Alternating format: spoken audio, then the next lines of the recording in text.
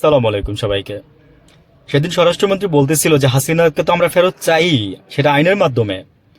তো শেখ হাসিনা ওই দিক দিয়ে বলতেছে, এবং বিভিন্ন পত্রিকা বা অনেক সুশীল যারা আছেন আমাদের দেশে, ভালো সুশীল খারাপ সুশীল সবই আছে আমাদের দেশে, ভালো সুশীল খারাপ সুশীল সবই আছে, মানে স্বার্থান্বেষী স্বার্থ ছাড়া সুশীল সবই আছে।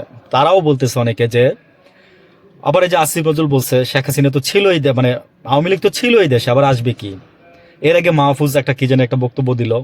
এনিওয়ে, তো শেখ হাসিনা যদি আসে তো কি হবে? ফার্স্টে ওনাকে জেলে নেওয়া হবে, মানে আইনি প্রক্রিয়া চলবে, তো আইনি প্রক্রিয়ার মাধ্যমে তো ফার্স্টে ওনাকে জেলে নেওয়া হবে, তারপরে উনি আবার জামিন পাবে, তারপরে উনি বেরোয় আসবে, তারপরে দেখবেন যে তলে তলে আবার উনি দল গঠন করবে। রুমিন ফারহান সেদিন বলতেছিল যে সবচেয়ে বেশি লুজার হবে যদি আওয়ামী লীগ বাংলাদেশে আবার ফেরত আসে। যদি এই মহিলা যদি আবার ফেরত আসতে পারে কোনোভাবে, তাহলে সবচেয়ে বেশি লুজার হবে বিএনপি।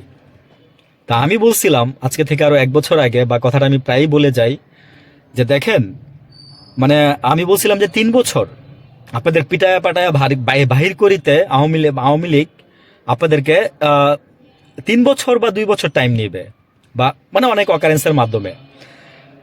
আপনাদের জনগণের সমর্থন আপনাদের সাথে নাই। দেখেন, মানুষ কিন্তু এখন আগার ইঙ্গিতে বলা শুরু করে দিচ্ছে যে আপনারা যা করতেছেন, তাহলে আওয়ামী লীগে ভালো ছিল। তো ইসলামী ব্যাংকে যিনি এই পাচার কাজে সহযোগিতা করছিল তার তো জানা আছে, তো ওনাকে আবার ইসলামী ব্যাংকের পদে বসানো হয়েছে। খবরটা হচ্ছে যে এরকম, মানে আপনি তো চুরির ফর্মুলা জানেন না, উনি জানেন।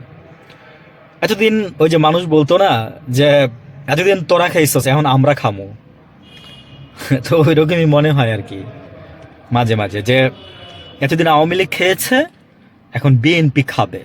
এটা মানুষ অনেক আগে থেকেই বুঝছে। ওই এক লোক বলছিল না যে আমার কোনো কার্ড দরকার নাই, আমার একটা গালি কার্ড দেন, আমি যাতে গালি দিতে পারি, এই রাষ্ট্রের যারে মন চায় আমি তারে গালি দিব, যারা সরকার চালায়, কিন্তু কেউ আমার কিছু বলতে পারবে না। ভালো থাকবেন, আসসালামু আলাইকুম।